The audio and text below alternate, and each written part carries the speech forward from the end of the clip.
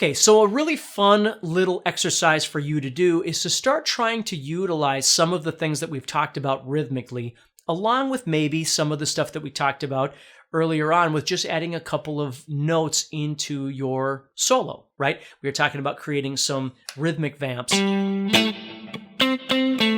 right? So a nice little thing that you can do here and just practice is trying to take, for instance, your A7 and your D7 or your D9 or whatever it is that you're doing, E7 or E raised 9, sharp 9, right? Whatever it is that you like there. And what you do is you just start trying to comp a little bit.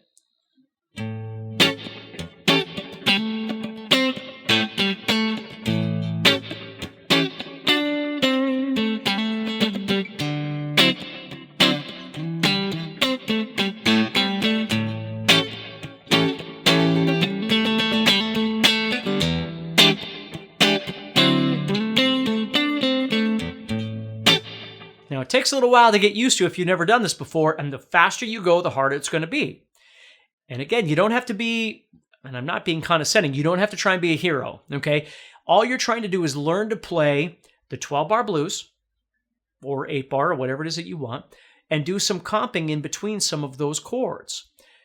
And what you're trying to do is keep your focus as you're playing, so even though you might be playing some single notes or something like that, you're not losing your place. You're not forgetting the rhythm or the groove. You're not speeding up or slowing down the tempo, right?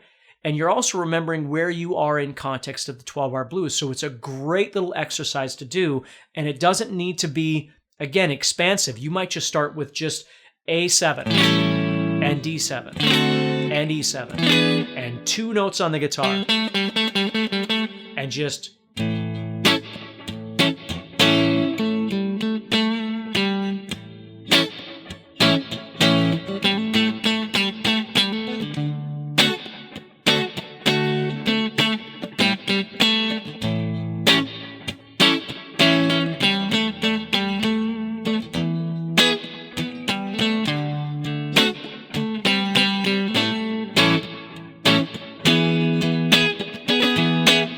And as you get more comfortable, you can get a little more interesting with either side of that, either the chords that you're playing, the rhythms that you're playing, or the single notes that you're playing. Okay? And if you start thinking about it in terms of shell voicings, it's even cooler because then you can think, okay, well, there's my A7, and there's my D7, and there's my E7. So if I started off doing a...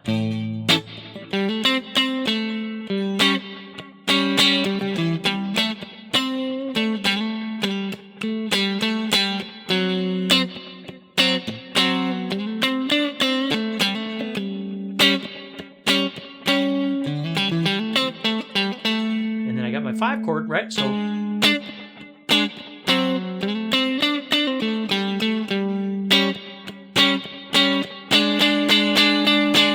you can always use that either throughout your solo or just as a little safety net if you don't have time to get back to a chord.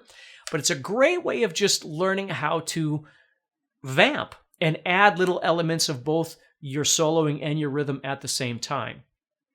So again, I know you're here to learn all about blues soloing and things like that, but please understand how important all of the conversations that we've had up to this point really are in development and preparation and understanding, because if it's just about moving your fingers up and down the pentatonic, you're probably already doing that.